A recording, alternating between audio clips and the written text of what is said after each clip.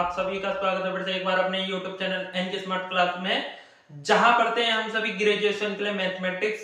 तो स्टूडेंट हम BSc second semester की बात करें, हमारा चैप्टर नंबर 1 की थ्योरम, आपके जो भी theory questions exercise MCQ based questions सब हमने कंप्लीट करा दिए। और एक दिन का हमारा लेक्चर इसलिए ही नहीं आया था कल, क्योंकि हम चाहते थे कि जो आपको होमवर्क से आपके क्वेश्चन दिए गए उन्हें आप कंप्लीट कर ले। आज चैप्टर नंबर 2 की बात करते हैं और आई होप आप सभी बढ़िया होंगे।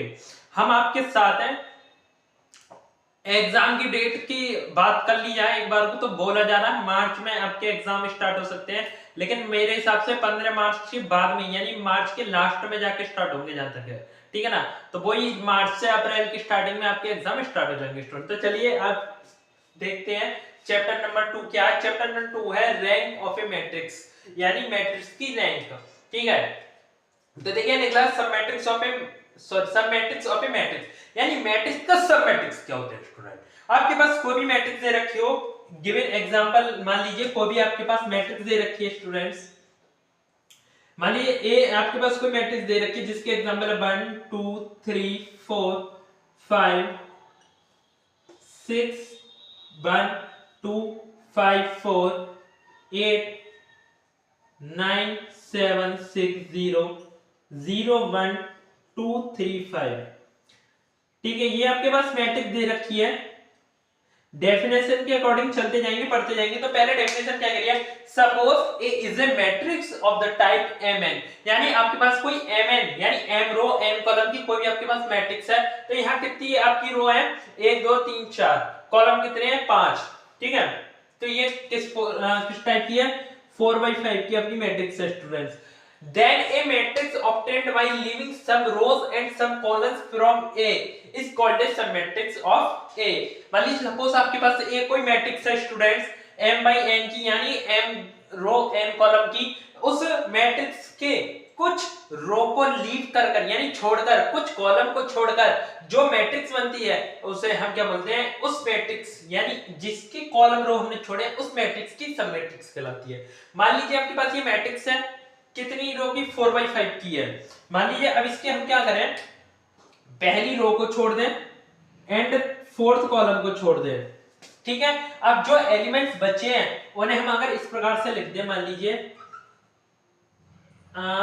A0 करके लिख दें। यहां क्या एलिमेंट बने 6 1 2 4, 6 1 2, नीचे लिख देते हैं एक मिनट 6 1 2 4, ये तो हमने छोड़े हैं first row and fourth column में छोड़ दिया है 4, ठीक है। और बाकी एलिमेंट्स को हम लिख देंगे 8 9 7 0 5 3 2 1। तो स्टूडेंट्स ये आपका क्या कहलाएगा, इस मैट्रिक्स का ए मैट्रिक्स का ये क्या सब मैट्रिक्स है। क्यों, क्योंकि हमने इसकी फर्स्ट रो छोड़ दी एंड फोर्थ कॉलम छोड़ दिया, और बाकी जो एलिमेंट्स लिए इसके कुछ एलिमेंट्स हमने यहाँ इस प्रकार से रिप्रेजेंट कर दिए लिखकर। तो ये क्या कहलाएगा आपका इस ए मैट्रिक्स का सब मैट्रिक्स कहलाएगा स्टूडेंट्स। यानी ये suppose A is a matrix of the type mn, then a matrix obtained by leaving some rows and columns from A is called a submatrix of A student, ठीक है। I hope आपको इस समझ आया होगा। बाकी हम अगले डेफिनेशन की ओर बढ़ते हैं, नोट कीजिए आप इसे। अगला टॉपिक है student rank of a matrix. देखिए हम इस सब मैट्रिक्स क्या होता है, रैंक क्या होती है, और कुछ इचलन फॉर्म होती है, नॉर्मल फॉर्म होती है, समझ के हम क्वेश्चन करेंगे, क्योंकि इसमें हमें क्वेश्चन ही करने हैं सेकंड चैप्टर में।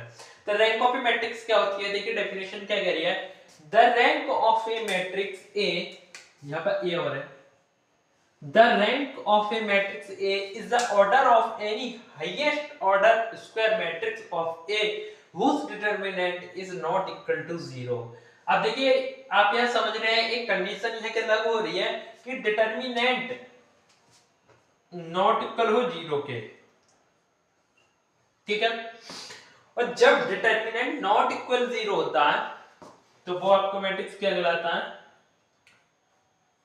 नॉन सिंगुलर, यानी नॉन सिंगुलर होगा मैट्रिक्स, तभी क्या होगी इसकी रैंक होगी। समझ रहे हो, ध्यान से समझो।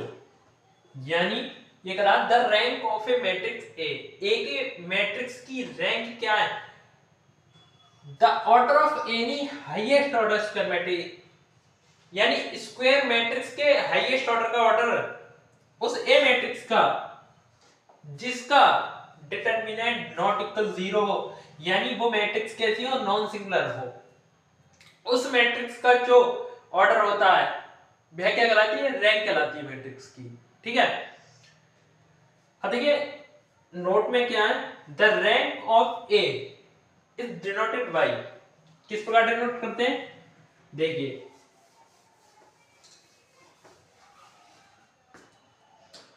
जैसे ए की रैंक होगी तो आपको क्या करना है, सिंपल सा इस तरीके से डिनोट कर देना। ये क्या रैंक है, वैसे रैंक को कहीं डिनोट में आपकी इसमें डिनोट नहीं करा है, लेकिन आप ये लिख सकते हैं। ठीक है, मतलब बुक में है बट कहीं यूज नहीं है आपका। ठीक है, आप इस प्रकार से आपकी रैंक को डिनोट किया जाता है। इसमें कुछ नहीं, बस आपको ये नॉर्मल से एक दो बातें जाननी है और इसके बाद नॉर्मल फॉर्म एचेलॉन फॉर्म के बारे में बात करेंगे और रैंक कैसे निकालते हैं, किस प्रकार से फाइंड करते हैं, वो क्वेश्चन आपके करेंगे। आप इतना नोट कीजिए। अब देखिए स्टूडेंट, हमने डाल दी हेडिंग डाल the normal form of matrix. अब इसमें आपको चीजों को समझनी है। अब यहाँ से थ्योरी का काम खत्म, इसमें तो थ्योरी है ही नहीं है, आपको समझनी चीजें नॉर्मल फॉर्म कैसी होती है। यानी जैसे कि देखिए आपकी मैट्रिक्स किस प्रकार से लिखी हो सकती है, एग्जांपल के तौर पे देख लेते हैं। पहला एग्जांपल, मान लीजिए ए कोई मैट्रिक्स दे रखा है, आपसे नॉर्मली किस प्रकार बोल सकता है, जैसे यूनिट मैट्रिक्स है। ठीक है, इस प्रकार से आपको यूनिट मैट्रिक्स दे सकता है। ये आपकी कैसी है, नॉर्मल फॉर्म है, बिल्कुल सिंपल फॉर्म है। ठीक है, इसे किससे रिप्रेजेंट करते हैं, आई से। और ये कितनी ऑर्डर का, यानी कितनी पावर है, 3। क्यों, इसमें देख लो 3/3 का। और नॉर्मल फॉर्म कैसे हो सकती है यूनिट मैट्रिक्स की, मान लो बी है, आपको 2/2 का दे सकता है, 1 0 0 1, 2/2 का दे सकता है, यानी 2 रो 2 कॉलम, तो I2 से लिख सकते हैं। अगला एग्जांपल देख लीजिए, मान लीजिए और मैट्रिक्स किस प्रकार से दे सकता, आपको नॉर्मल फॉर्म बता रहा हूं। इसके बाद इचेलॉन फॉर्म आएगी, इचेलॉन फॉर्म भी ऐसी होगी बट उसमें एक छोटा सा माइनर डिफरेंस होगा। आप नॉर्मल फॉर्म देख लीजिए, नॉर्मल किस तरीके से लिख सकते हैं, एग्जांपल की तरह लिख सकते हैं, फिर इचेलॉन फॉर्म, और फिर दोनों में आपको पहचान करनी होगी। ठीक है, थर्ड एग्जांपल समझते हैं। तो मान लीजिए कैसे हो सकता है, 1 0 0 0 1 0 0 0 1, और कैसे दे रखा हो सकता है आपको 0 0 0। अब देखिए, अब ये क्या आपकी नॉर्मली मैट्रिक्स है। आप बोलोगे सर इसे I4 से रिप्रेजेंट कर देंगे, भाई I4 से क्या रिप्रेजेंट करोगे, बात समझो। 4 का मतलब है इसमें 4/4 की है, बट ये 0 है ना, तो 0 से कोई मतलब नहीं है, 0 लिखो मत लिखो। नॉन जीरो रो कितनी है, हमें 3 है, यानी मतलब एलिमेंट्स किन किन रो में, 3 रो तक है, यहाँ से तो कोई मतलब नहीं है, फालतू है, 0 है, तो हम इसे 4 से रिप्रेजेंट नहीं करेंगे, हम इसे 3 से रिप्रेजेंट कर देंगे। अगर 0 मिटा भी देंगे तो हमारा कुछ नहीं जाएगा। ठीक, अभी आपको थोड़ा समझ में नहीं आ रहा होगा, बट आप समझेंगे ना, थोड़ी देर रुक जाएंगे, अच्छे से आ जाएगा। अब मान लीजिए ऐसे भी दे सकता है 1 0 0 0 0 1 0 0 0 0 1 0 0 0 0 0। ये भी क्या आपकी नॉर्मल फॉर्म है यूनिट मैट्रिक्स की, इसे हम किस प्रकार से रिप्रेजेंट करेंगे। अब देखिए ये कितना 3/3 की है, अगर यहां तक की बात करेंगे तो I3 बनना, तो हम कैसे लिख सकते हैं 1। अब देखो यहां तक ये I3 बन गया, और बाकी का इतना हम ये देखेंगे 1 0 0 1, सॉरी I0, और यहाँ क्या लिख सकते हैं I3। ठीक, अब आप एक काम करो, इन एग्जांपल को लिख लो। अब इचेलॉन फॉर्म की बात करेंगे। अब देखना आप बोलोगे सर ये तो एक जैसी चीजें लिख दी हैं। अब यहाँ से हम इचेलॉन फॉर्म समझेंगे, और इन दोनों में माइनर डिफरेंस क्या है, क्योंकि हम यहाँ पे इन चीजों का यूज करने वाले हैं, नॉर्मल फॉर्म इचेलॉन फॉर्म का यूज करने वाले हैं क्वेश्चन को सोल्व करने के लिए, इसलिए इन्हें लिखा रहा हूं मैं। आप ऐसे एक दो एग्जांपल और लिख सकते हैं। ठीक है, और देखिए एक बात तो नोट, इनकी रैंक क्या होगी, रैंक क्या होता है, rank equal to number of non zero row.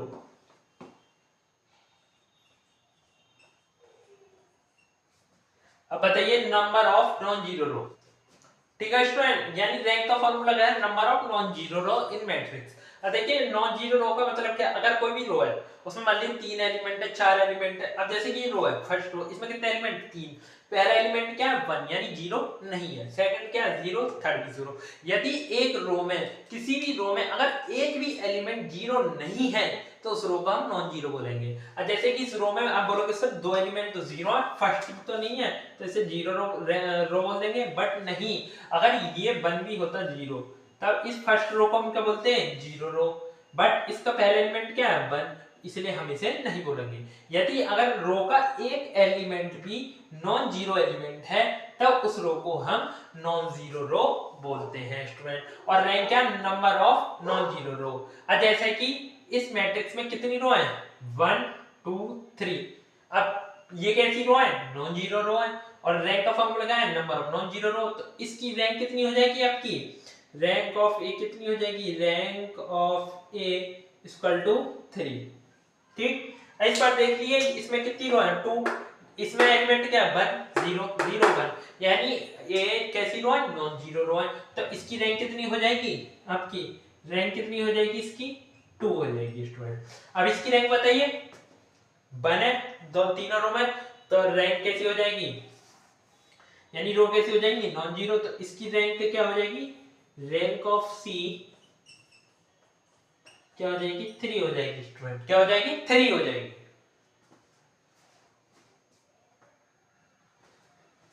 अब इसी प्रकार देख लीजिए इसमें कितनी रो है, 1 2 3 4। इसमें नॉन जीरो रो कितनी है, 1 2 3। तो इसकी रैंक क्या हो जाएगी आपकी, 3 हो जाएगी। इस प्रकार से आपको निकालनी, यानी अगर प्रत्येक कोई भी रो है उसका एक एलिमेंट में एक एलिमेंट भी नॉन जीरो है तो उस रो को हम नॉन जीरो रो बोलते हैं। और रैंक का फॉर्मूला है number of non zero row in matrix student. ठीक है, इस मैट्रिक्स में टोटल रो 4 है, बट ये फोर्थ रो क्या, सभी एलिमेंट जीरो है तो इसे हम जीरो रो बोलेंगे। इसलिए इसकी रैंक क्या हो जाएगी, 3 हो जाएगी। क्यों हो जाएगी, क्योंकि इसमें रो नॉन जीरो रो कितनी है, 3 है। ठीक है, आप इसका स्क्रीनशॉट लीजिए, नोट कीजिए। देखिए स्टूडेंट, अगला इचेलॉन फॉर्म ऑफ मैट्रिक्स क्या होता है, थोड़ी एक बार थोड़े पढ़ेंगे, समझ में नहीं आएगी, कोई टेंशन नहीं है, एग्जांपल से बेहतर समझाऊंगा। A matrix A is said to be in echelon form if number 1 every row of A which has all its entries 0 occurs below every row which has a non-zero entry. ठीक है, second बोला the number of 0 before the first non-zero element in a row is less than the number of such zeros in the next row. ठीक है student, note में क्या कह रहा है, एग्जांपल से समझाऊंगा, टेंशन मत लो। The rank of a matrix in echelon form is equal to the number of non-zero rows of the matrix. यानी किसी भी मैट्रिक्स, अगर यदि कोई मैट्रिक्स की रैंक निकालनी है और किस फॉर्म में, इचेलॉन फॉर्म में, यानी कोई मैट्रिक्स इचेलॉन फॉर्म में, उसकी रैंक क्या होती है, नंबर ऑफ नॉन जीरो रोज के बराबर होती है इन ऑफ मैट्रिक्स की। ठीक है, आप इससे पहले इसे नोट कर लीजिए, उसके बाद एग्जांपल से इचेलॉन फॉर्म को हम समझते हैं। ठीक है, तो देखिए इचेलॉन फॉर्म के एग्जांपल क्या है, किस प्रकार की इचेलॉन फॉर्म होती है। एग्जांपल नंबर 1 देख लीजिए। मान लीजिए कोई मैट्रिक्स ए दे रखी है आपके पास,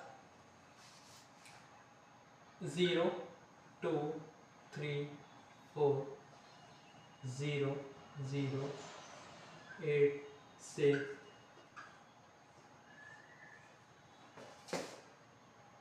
ठीक है स्टूडेंट, मान लीजिए दो मैट्रिक्स हैं। अब देखिए इचेलॉन फॉर्म होती क्या, ये मैट्रिक्स दे रखा, इसका फर्स्ट एलिमेंट 0, सेकंड 0, थर्ड में भी 0 है। इचेलॉन फॉर्म का मतलब होता है यदि आपकी फर्स्ट रो में क्या 0 है, क्या एलिमेंट है 0 है, तो उससे अगली आपकी जो रो हो उसमें फर्स्ट रो से ज्यादा 0 हो। अब जैसे कि इसमें एक 0 है, इसमें 2 0, इसमें 3 0, इसमें टोटल एलिमेंट 0 है। ये इचेलॉन फॉर्म में होता है, ये क्या आपकी इचेलॉन फॉर्म में मैट्रिक्स। बट अब ये जरूरी नहीं है फर्स्ट रो में फर्स्ट एक 0 है तो अगली में 2 ही हो, 3 भी हो सकते हैं। अगर ये नहीं है, दूसरी में 2 है तो तीसरी में 3 ही हो, 4 भी हो सकते हैं। मान लीजिए अब फर्स्ट रो में एक एलिमेंट, फर्स्ट एलिमेंट 0 है तो इसमें क्या 2 की जगह 3 भी हो सकते हैं, यहाँ क्या 4 हो सकते हैं, इस प्रकार से। ठीक है, मतलब ये नहीं है कि फर्स्ट रो में एक ही 0 है तो सेकंड में 2 0 हो, भाई 3 भी हो सकते हैं।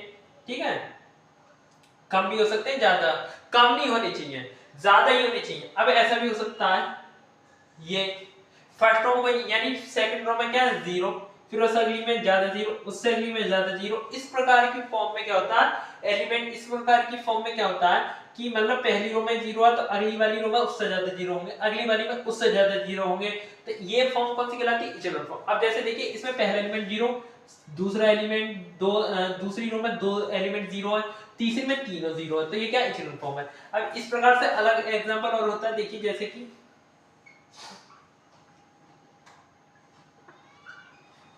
अब बताइए क्या इचेलॉन फॉर्म में है। अब बोलोगे सर इसमें 2 0 है, इसमें 2 0, या ऐसे हो सकती है।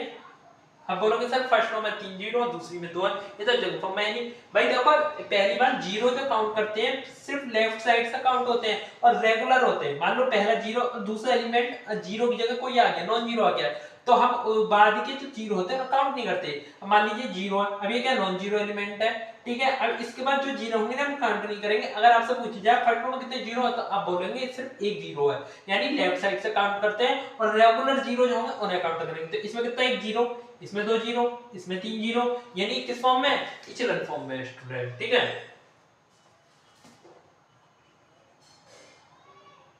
इस प्रकार से हो सकता है जैसे कि 1 0 0 1 2 0 0 0, ये क्या किस फॉर्म में, ये भी इचेलॉन फॉर्म में। क्यों, फर्स्ट आपके क्या एलिमेंट 0 और उस दूसरी रो में क्या उससे ज्यादा 0, तो ये भी क्या होगी इचेलॉन फॉर्म होगी, ठीक है स्टूडेंट। ये आपकी इचेलॉन फॉर्म के कुछ एग्जांपल है, इस प्रकार से आपको मिलेंगी और आगे क्वेश्चन करेंगे ना तो आपको देखो मैं आपको सही बताऊं अभी आपका कंफर्म नहीं हो पाएगा, आप बहुत डाउट रहेगा कि इचेलॉन फॉर्म कौन सी है, नॉर्मल फॉर्म कौन सी है।